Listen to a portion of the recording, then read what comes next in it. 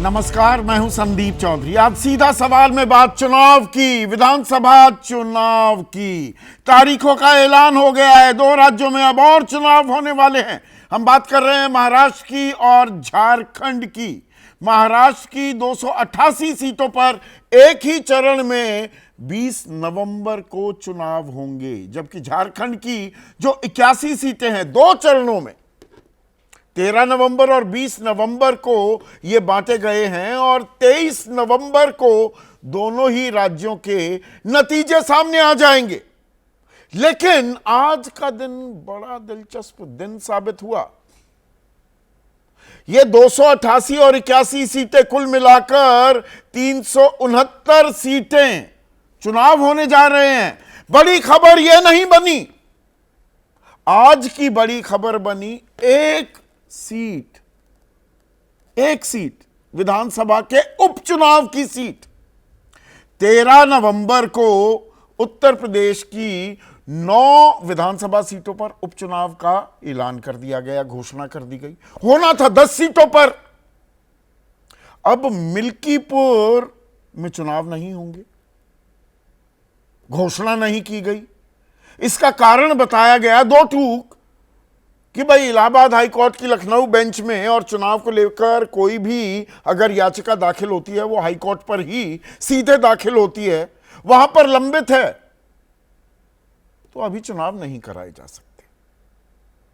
अब पहली निगाह में भाई मामला सब जुडिस है, कोर्ट के सामने है, फैसला कुछ आ सकता है, उसमें चुनाव पहले ही करा लिए जाएं और जीते हुए उम्मीदवार के खिलाफ ही कोई फैसला आ जाए तो चुनाव बेमानी हो जाएगा। तो लगता है कि हां भाई चुनाव आयोग ने ठीक किया।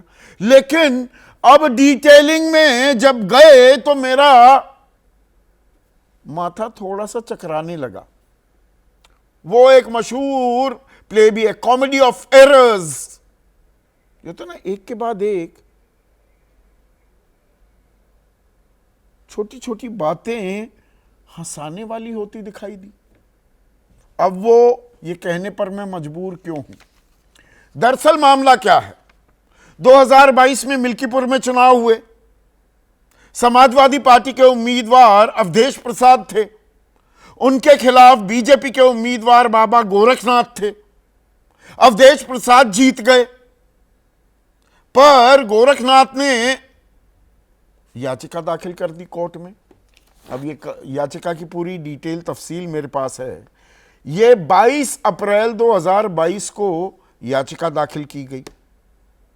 याचिका किस बात को लेकर दाखिल की गई कि भाई अवधेश प्रसाद ने जो हलफनामा दाखिल किया वो दरअसल गलत है। और गलत किस बिना पर? कोई जानकारी वगैरह गलत नहीं दी गई। बाबा गोरखनाथ भी मान रहे हैं कि वो दरअसल जिस नोटरी से नोटराइज कराया, हलफनामे पर वो मुहर लगवानी पड़ती है ना, उसका लाइसेंस खत्म हो गया था जी। लाइसेंस एक्सपायर हो गया था गलत नोटरी से। ऐसी नोटरी जिसका लाइसेंस ही खत्म हो गया, तो जी चुनाव इसका अवैध घोषित करो। अब इस बीच सुनवाई चल रही थी। अवधेश प्रसाद को समाजवादी पार्टी ने फैजाबाद से, अयोध्या से लोकसभा का उम्मीदवार बना दिया और वो जीत भी गए। उत्तर प्रदेश में भारतीय जनता पार्टी को जबरदस्त पटखनी मिली। 29 सीटों का नुकसान हुआ, 62 से गिरकर 33 पर आकर अटक गई। और यही सबसे बड़ी बल्कि वजह भी रही कि बीजेपी 272 का बहुमत का आंकड़ा अपने दम पर हासिल नहीं कर पाई, क्योंकि उत्तर प्रदेश में डबल इंजन वाली सरकार, जहां से प्रधानमंत्री खुद सांसद हैं और करिश्माई नेता योगी आदित्यनाथ जैसे चेहरा वहां के मुख्यमंत्री, समाजवादी पार्टी 37 सीट ले गई। पर यह कहानी तो आप जानते हैं, असल कहानी पे आते हैं। अब अवधेश प्रसाद बन गए सांसद। वहां कोई दिक्कत नहीं आई, वहां उन्हें रोका नहीं गया। अगर उन्होंने कोई गलती की थी तो उसकी सजा तब मिल जानी चाहिए थी।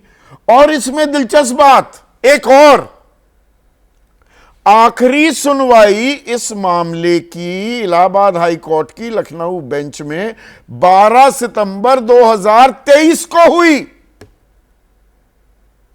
1 साल से ज्यादा वक्त हो चुका है, मामला ठंडे बस्ते में पड़ा है, पर संज्ञान ले लिया चुनाव आयोग ने कि जी मामला तो लंबित है।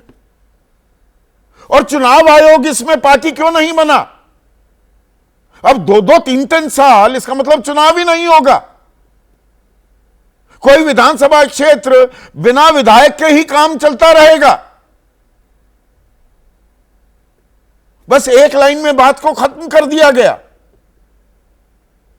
अब समाजवादी पार्टी, जाहिर सी बात है, कोई भी राजनीतिक दल होता, वो हमलावर है, सवाल उठा रहा है, निष्पक्षता पर भी सवाल कर रहा है चुनाव आयोग की कि भाई अयोध्या हारे थे, मिल्कीपुर भी हारना पड़ गया, तो ये बीजेपी के लिए डबल वैमी हो जाएगी। ये जानबूझकर एक सीट को हटा दिया गया क्या इस मैट्रिक्स से?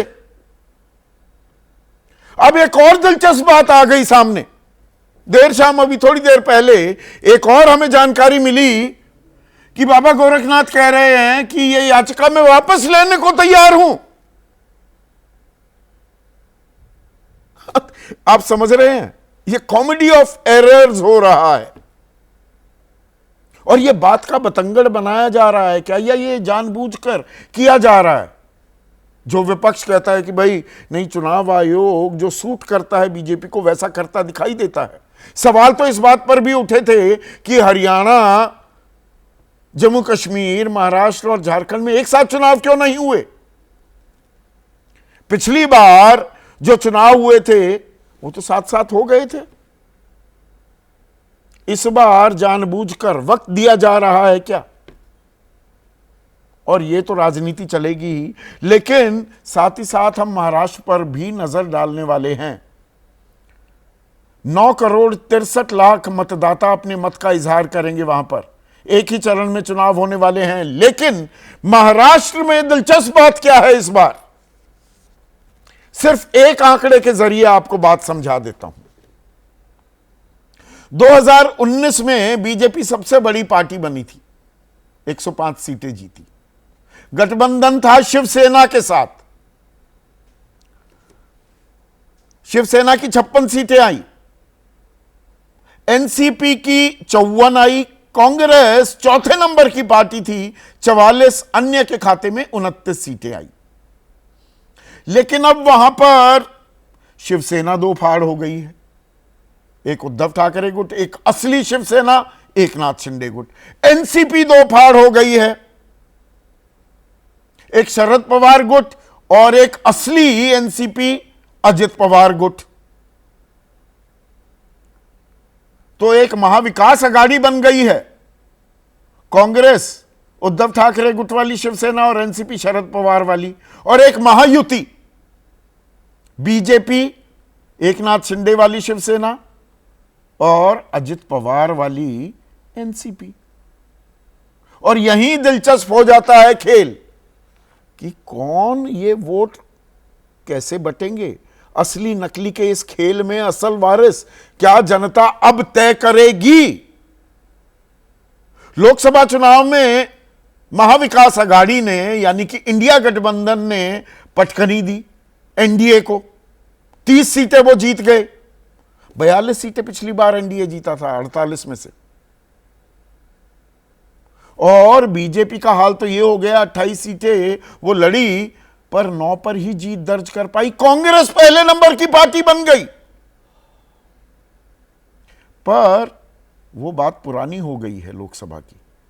अभी हरियाणा के जो नतीजे आए, और हर कोई जो माने बैठा था कि कांग्रेस तो जीतने वाली है, जीत के मुंह से हार खींच लाई कांग्रेस।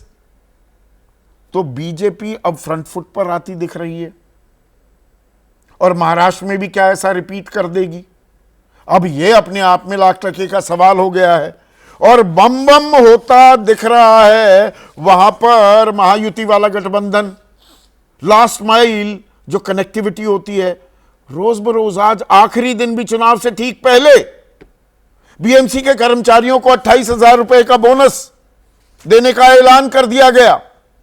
कहीं वातानुकूलित विश्राम गृह का उद्घाटन हुआ तो कहीं थाने के क्रीक ब्रिज का उद्घाटन कर दिया, फ्लाईओवर का उद्घाटन कर दिया। 10 दिन में छोटे फैसले 1200 से ऊपर, बड़े फैसले 30 से ऊपर। अनाउंसमेंट स्प्री पर निकल पड़ी है वहां की सरकार। तो खेल वहां पर मुद्दों का होगा, चेहरे का होगा, यह भी देखने वाली बात है। ऐसे में आज का सीधा सवाल, और सवाल देखिए एक सीट का, यह बड़ी खबर बन गई है। मिल्कीपुर को लेकर बवाल, चुनाव आयोग पर सवाल, और महाराष्ट्र चुनाव का ऐलान, कौन कमजोर कौन बलवान, और इससे आने वाले दिनों में देश की राजनीति की दशा और दिशा भी तय होगी क्या।